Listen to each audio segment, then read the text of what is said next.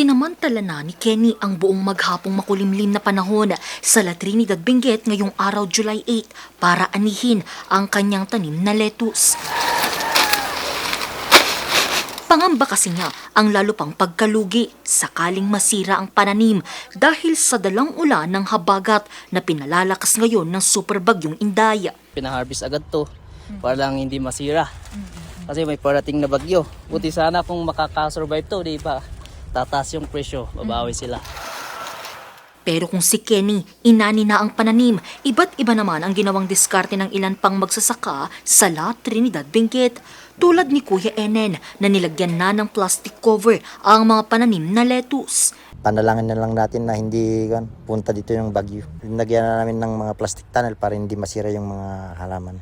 Makulimlim kung paminsan-minsan sumisilip naman itong haring araw, pero hindi yan alintana ng mga magsasaka dito sa strawberry farm sa bayan ng La Trinidad, Benguet. Ang ilan nga ay pinili na nilang takpan ng mga plastic covers itong mga kanilang mga pananim na lettuce. May mga ilang magsasaka din na pinili ng anihin itong mga dapat hindi pa anihin na kanilang mga pananim para daw kahit papano may maibalik sa kanilang pinuhunan bago pa manalasa itong binabantayan ngayong super typhoon na Indaya.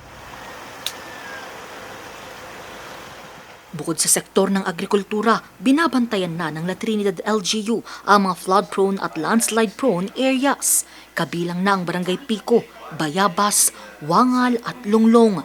Nag-conduct na rin tayo ng PIDRA, Pre-Disaster Risk Assessment.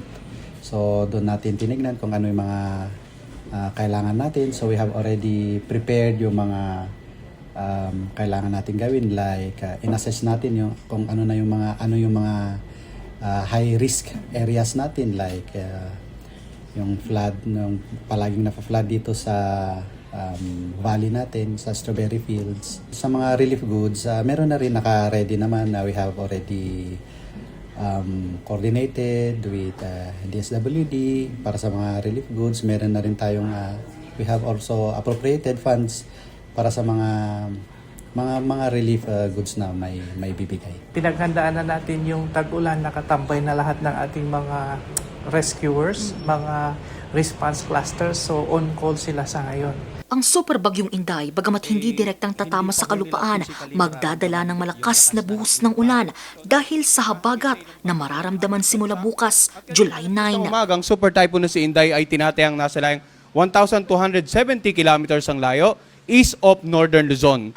Taglay nito ang lakas ng hangin na umabot hanggang 195 kilometers per hour. Malapit sa gitna at ang pagbugso, abot hanggang 240 kilometers per hour. Huling namataan 1,270 kilometers east of northern Luzon si superbagyong Indaya.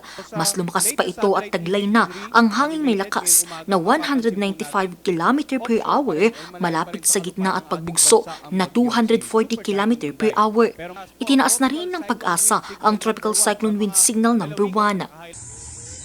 Dahil sa banta ng superbagyong Indaya, itinali na ng mga mangingisda sa Calayan Island ang kanilang mga bangka.